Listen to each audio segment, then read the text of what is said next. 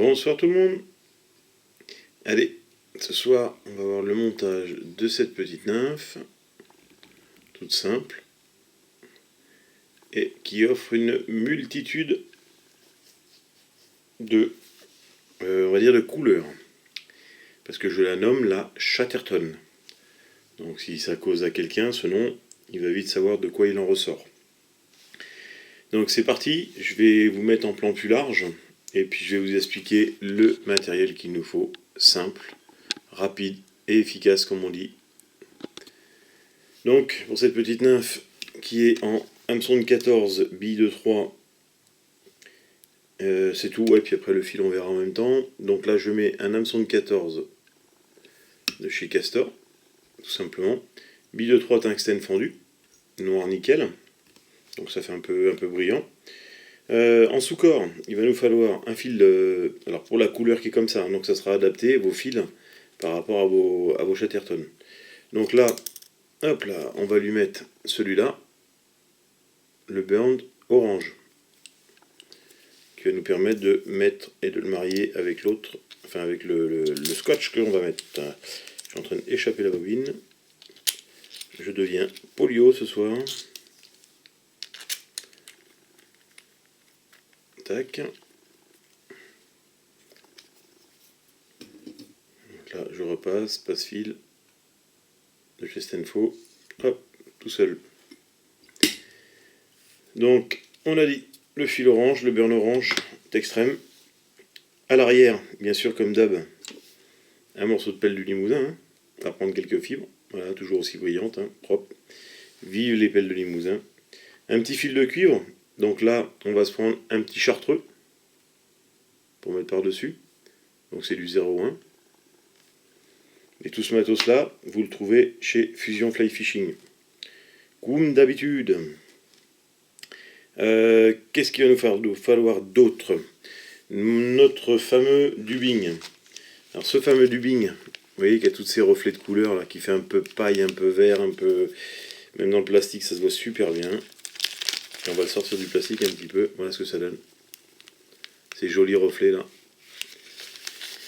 Et bien c'est tout simplement du Starburst. Voilà. Et vous avez l'adresse en dessous d'où ça vient. Vous en avez une multitude, comme ça, vous pourrez vous faire plaisir dans vos dubbings. Et ça dure longtemps. C'est des grandes fibres, il suffit de les mélanger. Ça dure longtemps. Et sur le corps, eh ben, il va nous falloir un rouleau. Vous pouvez voir, on a des rouleaux de Chatterton. Vous couperez les petites bandes dedans. Moi, j'ai un rouleau de masquage, ici, de scotch, pour masquer les quand on fait de la peinture. Donc là, j'en ai déjà prélevé une bande qu'on va utiliser pour mettre dessus, sachant que là, j'ai 6 nymphes à faire. Vous voyez, j'en ai même en autre couleur, en vert, en rouleau de masquage plus épais. Donc là, il suffira que je la fende en deux. Et on pourra mettre, soit le laisser comme ça à l'air libre, ou soit mettre par-dessus une goutte de résine, ça change rien, enfin ça change rien. Il n'y a pas de souci quoi, l'un ou l'autre, ça passe tout seul. Donc maintenant qu'on a vu tout le matériel, on va mettre en plan plus proche, je vais réussir à parler ce soir, pardon, en plan plus proche, et on va commencer le montage. Donc c'est parti, on chope la bobine de orange comme d'habitude, enfin d'orange, de fil de montage comme d'habitude, on commence derrière la bille, on met dans la fente de la bille, jusqu'à temps que celle-ci nous fasse sortir le fil ou qu'on sente que ça soit dur à tourner. Hop, voilà. Je ramène vers l'arrière. Je coupe l'excédent. Je prends une pincée, comme ceci. Hop. Donc une pincée de fibre.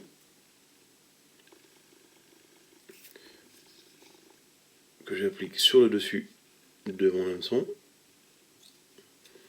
En veillant bien à ma distance à l'arrière, qu'elle soit pas trop longue. Faut pas oublier que c'est des nymphes, donc une nymphe, c'est un développement d'un futur insecte. Donc il a les trucs assez courts, donc les cercles arrière assez courts. Donc c'est pas si gros que ça. Là, vous avez vu, j'ai pris mon fil de cuivre, donc chartreux, je l'ai posé dessus. On revient vers la bille. Alors je laisse de la matière en dessous pour avoir toujours une épaisseur régulière. Je coupe l'excédent quand je suis arrivé à la bille. Voilà, je remets celle-ci au plus droit, au plus propre. Ça, c'est ma façon de l'installer. Je vais revenir vers l'arrière. Je vais prendre mon petit bout de scotch que je vais... Hop, donc ici, ça j'en enlève un bout. Il y en a un bout qui était sale, vu que c'était dans le garage. Le collant, vous pouvez voir, voilà le collant qui est là. Tac, je le mets vers moi, comme ceci. Donc là, vers la mouche, c'est non collant, vers moi, c'est le collant.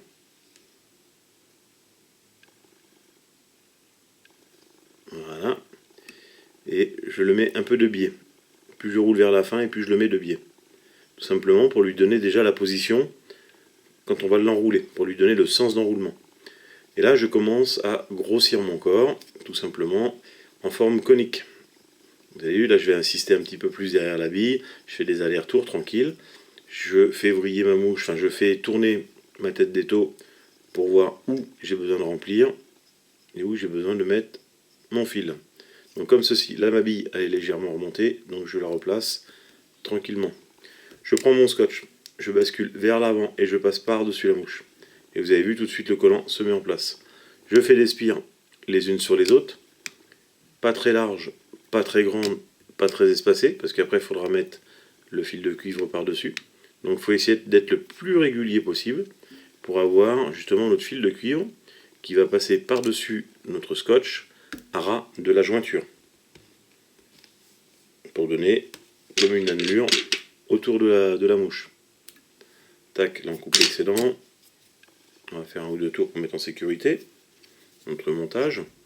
Ici, je prends mon fil de cuivre et là, je vais suivre l'interstice, enfin là où il y a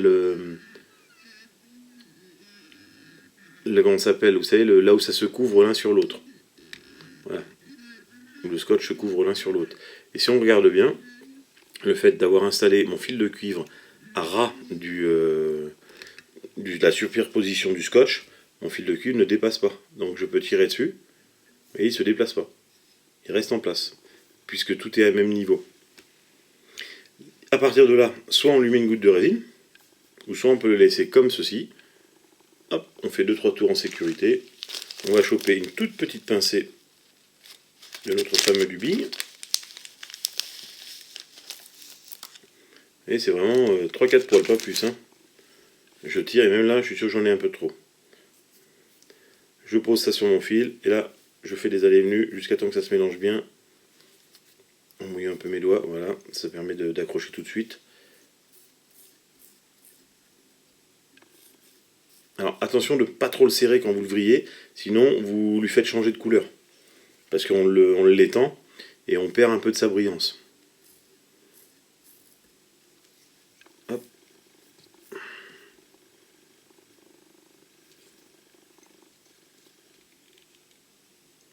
Voilà. On va prendre notre wheel finish, on le place dessus, on va faire 2-3 tours derrière la bille. Hop, ça suffit. On prend le ciseau, on coupe. On prend l'aiguille, on a préparé un petit peu de cyano avant.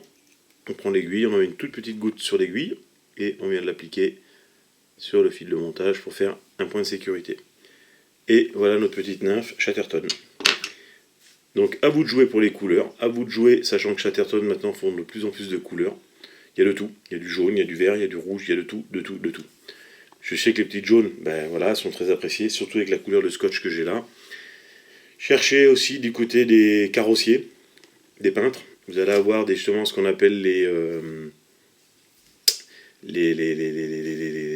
scotch de démarquage, de marquage, voilà, ça s'appelle ça les scotch de marquage. Et vous allez pouvoir avoir différentes couleurs et aussi différentes épaisseurs.